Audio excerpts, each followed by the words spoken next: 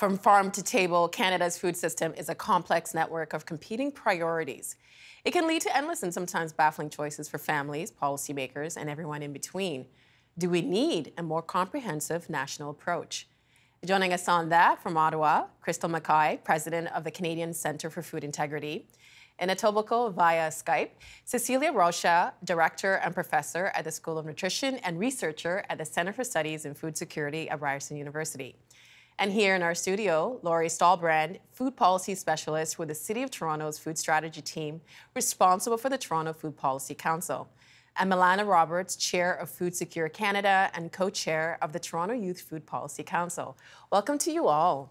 Thank you. It's a fun day in Toronto GTA with the snow, so we're glad you're all here in studio and also for joining us via remote.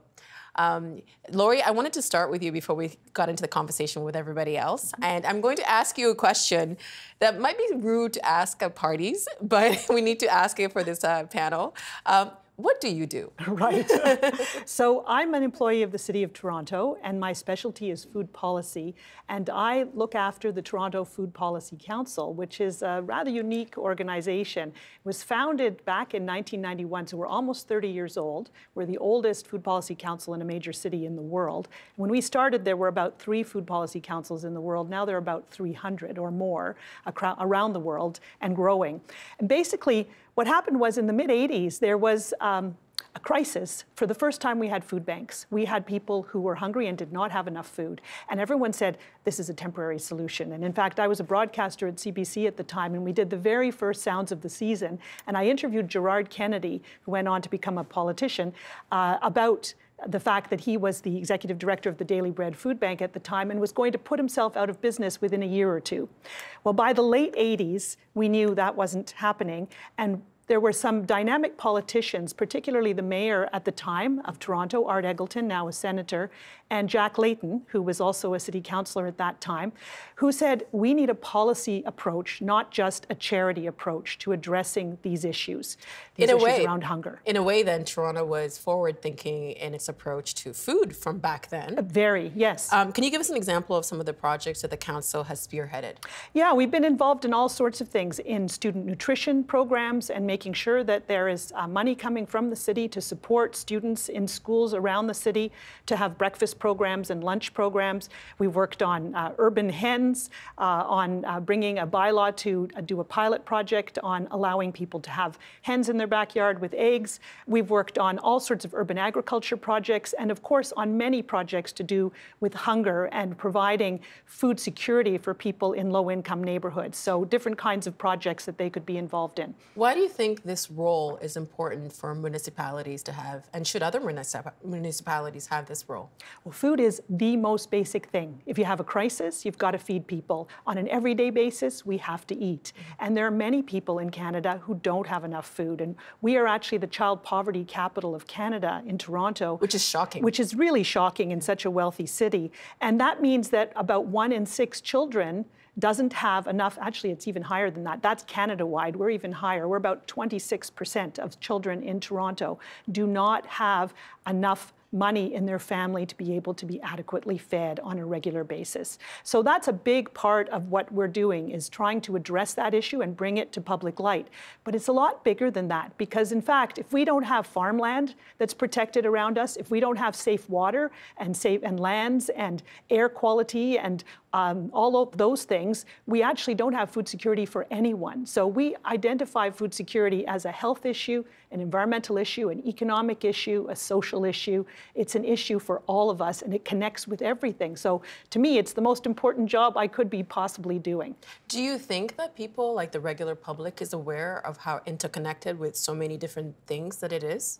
I actually think a lot of people take food for granted. You know, they go to the store and they buy food, and they don't think about where it comes from, how it was produced, the labor that was involved in that. They don't think about the nutrient issues, and right now we're facing a crisis of chronic disease in Canada. They don't think about the farmers and what's happening in their lives. So I think we do tend to take it for granted. And they don't think, most of us who have enough money to buy food, don't think that there are people who are our neighbors who don't have enough food. And we need to be addressing that. Well, since we're talking about food, part of the reason we're doing this panel right now is because Canada came out with a new food guide in January. Here is the old guide, as you can see from the images on your screen. The guide breaks down food into 4 components: fruits and vegetables, grain products, milk and alternatives, and meat and alternatives. The new guide, however, breaks food down into 3 components: fruits and vegetables, protein, plus whole grains. The new guide's only suggestion regarding liquids is to consume water. Also gone are recommendations for daily servings. So I just want to get your reaction to the food guide, whether or not you liked it. And Crystal, could we start with you, please? Sure. I think there's been a lot of controversy about the making of the food guide and the consultations, lack thereof, different voices. So I feel there was a lot of confusion about what was driving the food guide and what some of the final end products are. I think moving forward, you know, it's here. Different people are recommending different things depending on individuals' needs. And really, at the end of the day, I mean, I'm a mom too. It's coming down to what's a balanced diet that's going to keep my kids healthy and growing and thriving in the future. You mentioned yourself being a mom. I'm a mom too, and I don't think I've ever referred to the old guide. Do people actually refer to these guides as to what they feed their families? Yeah. Well, you know, that's a great question because I've had people ask me that too. And I said, I think it becomes intrinsic because when I'm making my kids' lunches, which is my nemesis, by the way, what to put in my kids' lunch, is that terrible question, what I'm going to put in the lunch is I do, without thinking about it, I think about the 4 food groups when I'm making their lunch. So I'm assuming that'll shift in terms of proteins, grains, you know, are you getting a balanced diet? And at the end of the day, that's what we're all trying to do is to figure out what does that look like. And I would say the one disappointment about all the mixed messaging is, and my work is studying consumer behavior and what they think about food and farming, is people are really confused. They go online, they don't know really what to believe. So I think people were hoping the food guide would give them that definitive answer. And I feel it's more of a question mark still. And Cecilia, when the new food guide came out in January, what were your first impressions? Very good. My impressions were good. I think that part of the reason for changing the food guide is because the old one was not working, as you mentioned. Very few people really use the food guide to guide them on an everyday basis. However, food guides are important because they guide on institutional food, for example. They guide on education for the children, what should be the food that you eat, what is your diet should be. And I think that that will help. It is not prescribing, but it is, I think, as the name suggests, a guidance on what a good, healthy diet should be. You said that you liked it, but there's been some pushback that the new guide is not based on science. Do you agree? I don't think so. I think it is very evidence-based. I think that you can find what is the evidence that people have used to come up with this guide. And it's happening everywhere. So it's not just Canada. I think that now more and more guides around the world are what we call food-based instead of nutrient-based, as the old one used to be. So yeah, I think that the evidence is moving in that direction, and that's why there were some changes now. Melana, what were your first impressions on the new food guide? Well, I think the food guide is a home run. I think that this is the first food guide that Cecilia mentioned, is really evidence-based. And I think what's unique about this food guide is it wasn't necessarily just prescribing what we should eat to be healthy or avoid disease. But I think what it really said was, the food guide, food is more than just, nutrients in your body. It's also about the environment and also thinking about connecting about the broader systems, within the food system. So, able to connect connect the idea and recognize cultural adaptation is necessary.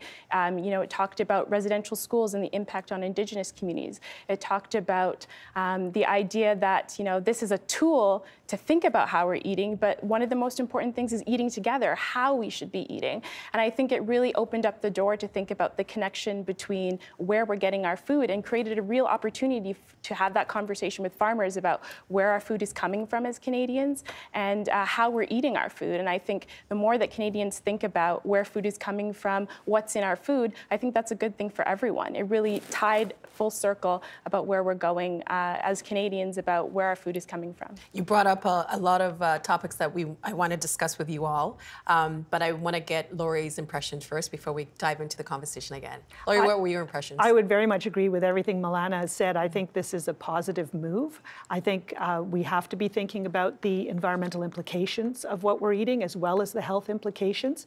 When we are facing chronic disease, an epidemic of chronic disease in our society, to really emphasize eating fresh fruits and vegetables is a really important step. And also the idea that for the first time, as Milana mentioned, we're talking about how we eat, who we eat with, the idea of conviviality, of community as a very important part of nutrition and food. And it's not just about the calories or about the specific nutrients. It's about a culture, a positive culture around food. And I think that's what this guide is leading us towards. Okay, so if my count is correct, 3 like and 1 doesn't, right? Is that correct? Crystal, you're on your own? I'm more of a question mark. I'm a question mark. You question mark? I'm not a dislike. What are some of the questions? What are some of the questions that you have around the food guide? I just feel the fact that there's a lot of credible voices still speaking up against the food guide and some of the recommendations, saying they don't like the evidence that was used, including doctors and dietitians. I find that confusing. I'm an animal scientist. Animal nutrition's not so complicated. You have a pellet, it's very easy. So, or your dog food, it's one thing. And so this is some of the controversy around who was consulted and who wasn't, and what evidence was used or not. So if you Google search it, and you see some doctors saying it's great, and other doctors saying it's awful, some dietitians saying they love it, including your guests today, and then others saying they don't. For the average person that doesn't work in this space, I think our real goal is we want to give Canadians a tool that they can say, I want to feed my family, I want to be healthy. And I love some of the other comments around the social and how we eat, and obviously where our food comes from is my passion. But I just feel a little disappointed in the process that there's so many question marks around it, and I wish it could have been a little more definitive. And maybe it will be in time. This is just part of the formative stage. And is it fair to, and this is to you, Crystal, again, is it fair to say that farmers have been loud opponents to the changes in the food guide? No, I think there was the farmers themselves. Obviously, they grow the food, and they want to advocate for their own product, whatever they grow, whether it's lentils or beef. There was disappointment if their organizations weren't part of the consultations. If they have experts on canola, for example, that just study canola, they would have liked to have been approached or consulted, and they weren't necessarily. Some of them may have been. So there was some disappointment or surprise there, I would say. I think farmers are in the business of providing healthy, affordable food for our country. Today is Canadian Agriculture Day, by the way, so it's very appropriate that we're having this conversation about food. So there was some dismay perhaps on who was consulted or who wasn't. I think moving forward, the more important thing, and some of your guests alluded to this already, is this fact that if anybody is even asking a question about food or wanting to know more about where their food comes from, that's where farmers are excited, and they absolutely want to be part of these conversations, but quite frankly, they haven't been so far. It seems that farmers feel like maybe they've been ignored through this process. But do you also feel that, for me, we're talking about where food comes from. I am one of those people that I like going to the store and my food is neat and tidy. I really don't want to think about what else is behind it. But do you think that the public doesn't really understand or takes farmers for granted, and we don't maybe respect that the labor that they put into what we eat?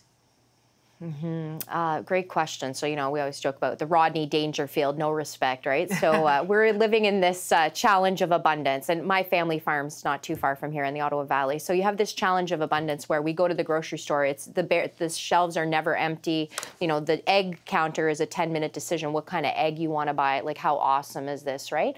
So part of the challenge of abundance is also this incredible opportunity to have these conversations about how we grow our food and how we can do better for environment, animals, food safety, safety, et cetera, because we have that base for the most part of healthy, affordable food. So the frustration farmers have is people are having these conversations about food and how it should be grown, and farmers' voice is really small or not even there. So the reality is we're only 2% of the population feeds 100%.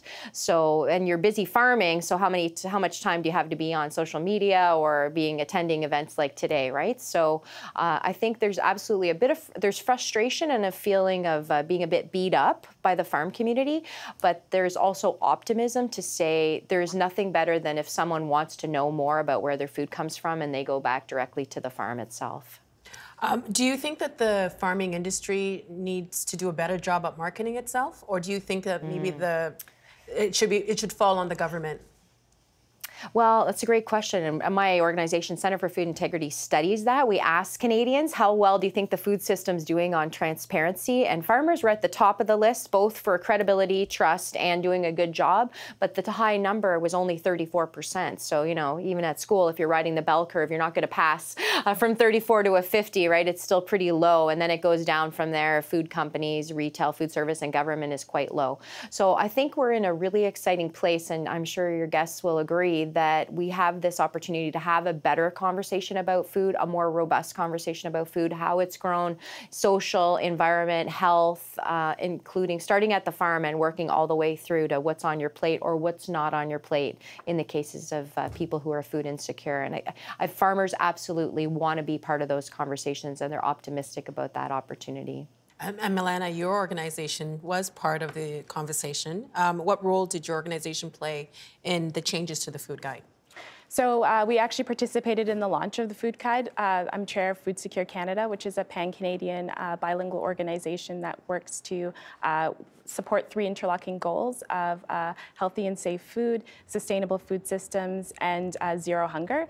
And we were able to work with Health Canada and providing feedback. And I would actually argue that there's been a lot of positive feedback in terms of the process and the guidelines and the increased transparency in the process to advise and consult on the Food Guide. 45,000 Canadians participated in consultations to help put their input into shaping what this Food Guide looks like. I would say that this might not be a document that someone has on their fridge, but is definitely helping to contribute and shape what Canadians are having on their plate. And I'd like to remind everyone that the Food Guide is one step. It's a cornerstone piece of policy, but it's not the only tool to think about our food system and how things are being shaped. We need a food strategy. And I think Food Secure Canada worked very closely to, like many other organizations, to ensure that public policy was being put together in the interest of the public and not in the interest solely of industry, which past food guides arguably have, ensuring that, that this is a food guide that takes into account the health of Canadians and takes into account environmental impacts as well, to think through something comprehensive and holistic that addresses some of the key concerns that we're facing. You mentioned 45,000 Canadians, but that's, when you think about the country, that's like a tiny, tiny percentage of the country. If you think about public consultation processes, that's actually a very vast number. Most government consultations only get a couple thousand people participating. So to have that kind of engagement through a very short window process. This was swept through quite quickly once this was announced in mandate letters. It's actually quite remarkable. And just to note that, this is an issue, as I said, that isn't only about, farmers and only about the environment, but this is also an issue that is really weighing on our system, right? You have the highest number of deaths in Canada is actually diet related. You're thinking about $13 billion a year. That's crippling for provincial governments. And you're thinking about things that can be addressed, where you're thinking about type 2 diabetes, you're thinking about some cancer-related diets, cancer-related to diets. You're thinking about things like cardiovascular disease. So these are things where we can get ahead of the game and actually have an impact. And I think it starts with, as Cecilia mentioned, institutional procurement and thinking about what do we have in our public institutions, whether they be schools or hospitals, to start to shape the food system holistically. And I think farmers have an opportunity to be a part of that change. Well, your organization deals with youth. Why do you think it's important to engage youth in food policy? Well, I think there are a lot of reasons. I think the average young person doesn't necessarily always understand how policy is impacting their everyday. And let's face it, young people are the future that are going to be inheriting all of these decisions we're making now. And if we want these policies to be successful, young people need a seat at the table to make those decisions. And so, look at farmers today. The average farmer is at the age 55 or older. So we need to clear the way to have space for young people to have access to capital and land and to resources to be able to adapt, to be able to continue farming in a more sustainable way, farming in a way that also takes into account being able to put food on your own table. And I think that's what we're hearing from young people, and that's what the food guide needs to be taking into account. And am I correct that your organization is the world's first youth food policy council? Yes, we are. Right here in Toronto? Right here in Toronto. That's fantastic. Lori, we've been talking about food, the food guide. Does Canada have an official food policy?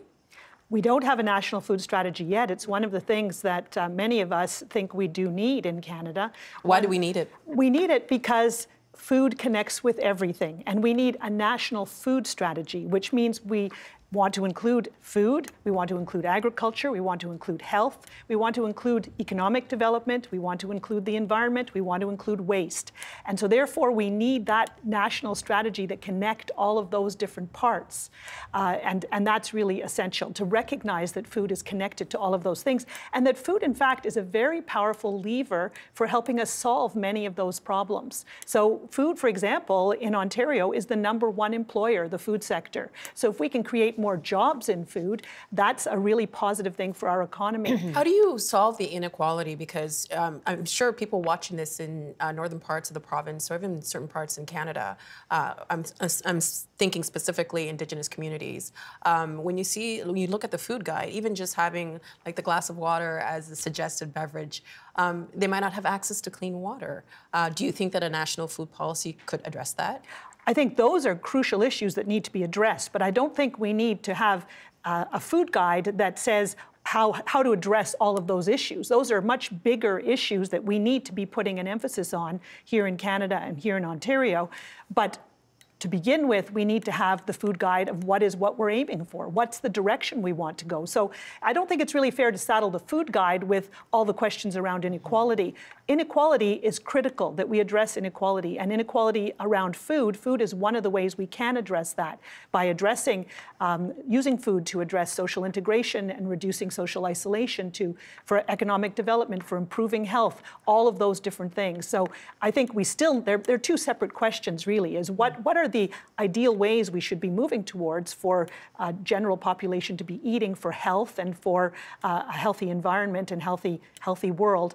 But the other is how do we address inequality? And we should not ever be giving up on how we address inequality. Crystal, do you think that the farming community would be in favor of a national food policy? Absolutely. There's leaders at a group called the Canadian Federation of Agriculture who've been part of these discussions on food policy and national food strategy. And the Agriculture and Agri-Food Canada has done extensive consultations. I was looking it up yesterday, back to 2017 and earlier on this conversation. I don't know where it's at in terms of progress, and maybe that's part of the problem. Maybe we could put a little more speed behind it, but I would agree, with Lori's comments about this food is an integral part of Canada. It's a foundation, and our work at Centre for Food Integrity shows Canadians have healthy, affordable food and the cost of food at the top of a list of concerns above healthcare, energy, and economy. So this Maslow's hierarchy of needs, you have to feed yourself first. So this concept of having a broader strategy of which farmers would love to be part of is really integral to future success. And then I look at the food guide as a tool to help guide healthy eating within a bigger strategy, but on its own, it can't accomplish all those things. And Cecilia, I want to pose the next question to you.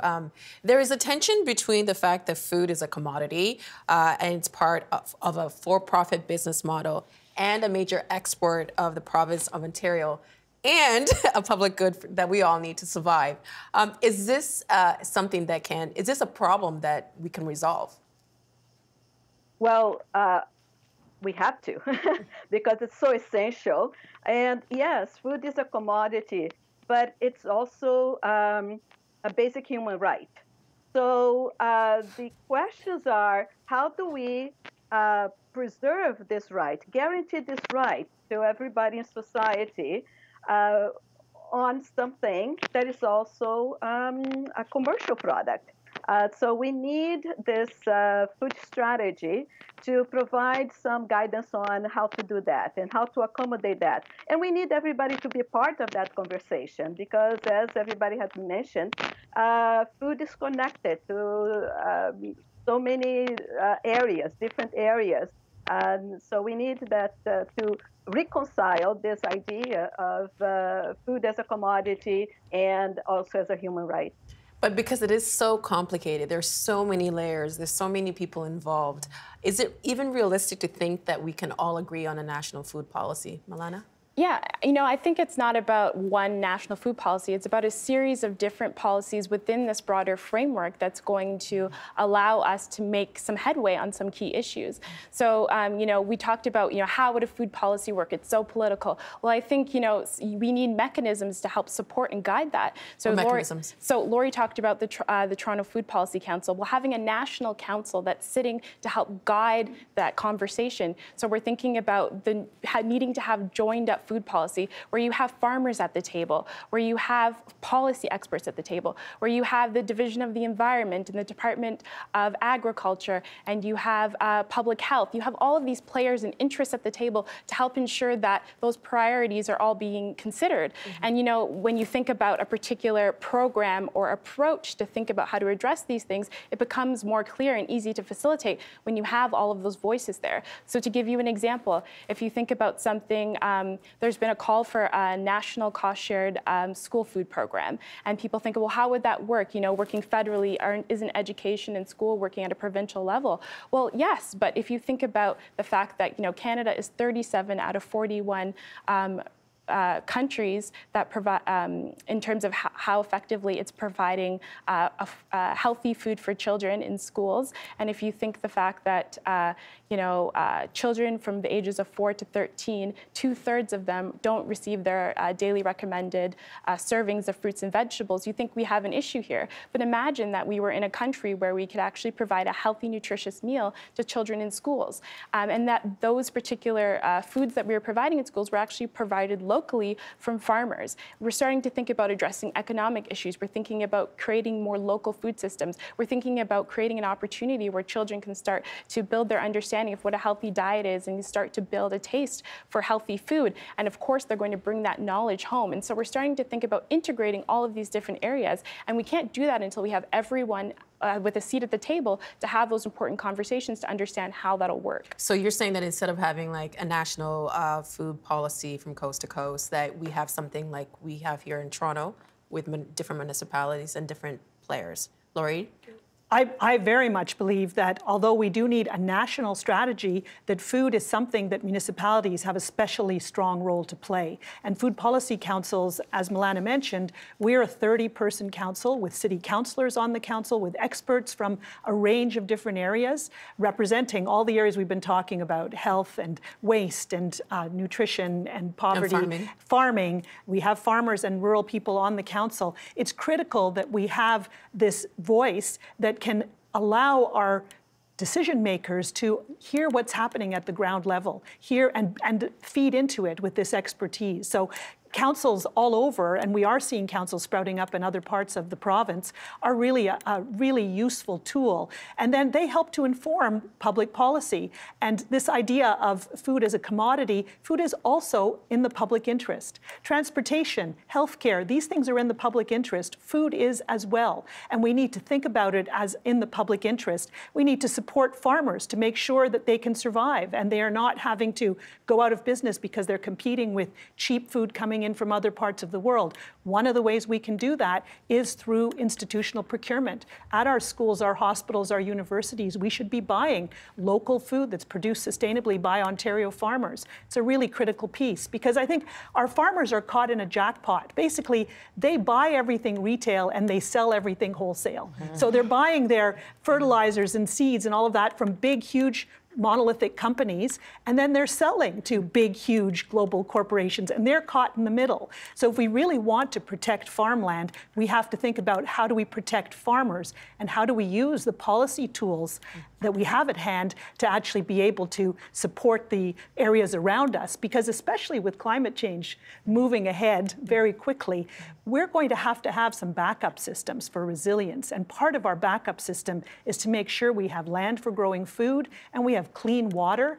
We have all the things we need to be able to produce food for our own citizens. Christo, I'm sure you want to respond to what Lori just said.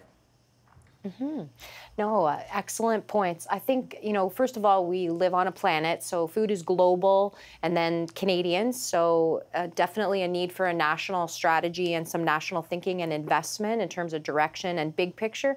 And I absolutely believe that there's no reason why we can't have some big picture vision statements that everybody can get behind. You can think about, should every child in Canada have a good breakfast? And some, it doesn't matter if you're a farmer, a dietitian, or, a food company CEO, you should be able to get behind some of those big vision statements. And then to Lori's point, then it goes right down to granular and local and what's on your own plate. So how do we develop some strategies and directions and policy and support is something farmers absolutely believe in. The other piece would be this concept of the farmer's role in the conversations about food. So I feel they've been very silent, and they haven't necessarily been at the table, and pardon the pun, on having these conversations about food. So the need to have some practical, grounded conversation. And also the third point I would make would be to add this concept of food is a fundamental right that our country wants to invest in and ensure that we can feed ourselves. If a country that can't feed itself is not sufficient in many levels. So unlike other small businesses, which farmers run in an open market business, commodities, buying and selling, and yes, my dad would agree, buying retail and selling wholesale. So as a country, when are we going to decide that feeding ourselves is really important, and along with all the environment and social and health impacts that can go with it, pros and cons? And if we make that a priority and take it out of the Rodney Dangerfield no respect territory and say, no, you know what, this is absolutely a priority. What can we do better together? I think there are really exciting times ahead. Cecilia, is there a country around the world that's doing it right, that's doing food right? Lots of countries are trying. That's all that we can do, because it's not something that you just get to a solution and that's it. It is something that's ongoing. And so we find that the issues, they are all connected. Food is connected to all those things that Lori and others have been mentioning. And there is a need for constant addressing them and improving them. The important thing, and I think that was mentioned, and with the Toronto Food Policy Council, we have an example, is to construct those spaces where we will be able to get to those conversations and to construct the possibilities for all people to participate, all groups to participate. Farmers, certainly, we know farming is a very hard life, and farmers do not have enough time to participate in a lot of those discussions. But we must find a way for them to participate, and we must find a way for different communities to participate, indigenous communities in our country, but also low-income people and small retailers, restaurants, and households. So I think that constructing that space is very important, and I think that's what I hope the food strategy will do in Canada. And I think in other countries, that's what they are trying to do as well. The government has been working on getting a they've been promising a national food strategy for a couple of years. How hopeful are you that we will get something within the next little while? Well, we have hope. I don't know how to assess that exactly. We hear rumblings that there is one coming along, but we'll have to see what happens. And Milana? I think I'm definitely hopeful. I'm as hopeful as seeing it come out in March. I think, it's clear that Canadians care about this issue. It's clear that there's a lot of opportunity and a lot of levers that this will help pull in terms of, creating economic opportunity, improving health, connecting and addressing other issues like social isolation. So I think that it would be in the interest of the government to bring this forward and to engage Canadians and continue to engage them in this conversation. And Crystal, I'll give you the final word. I think we only have like 30 seconds. How hopeful are you that the government will have a national food strategy? I don't know if I'd go as early as March. I don't know how timely it'll be, but I think they're definitely committed, and they've heard enough voices from every aspect of the food chain, starting from farmers and going through to retail, and some of the guests you have on the show today to say food matters to Canadians, and we need to be strategic about the future. Thank you so much. And as Crystal, as you mentioned, you said it was Agriculture Day?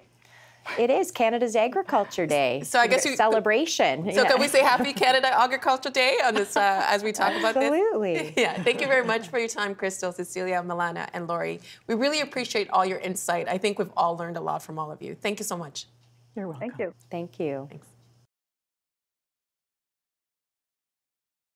The Agenda with Steve Paikin is brought to you by the Chartered Professional Accountants of Ontario, helping businesses stay on the right side of change with strategic thinking, insightful decisions, and business leadership. Are you on the right side of change? Ask an Ontario CPA.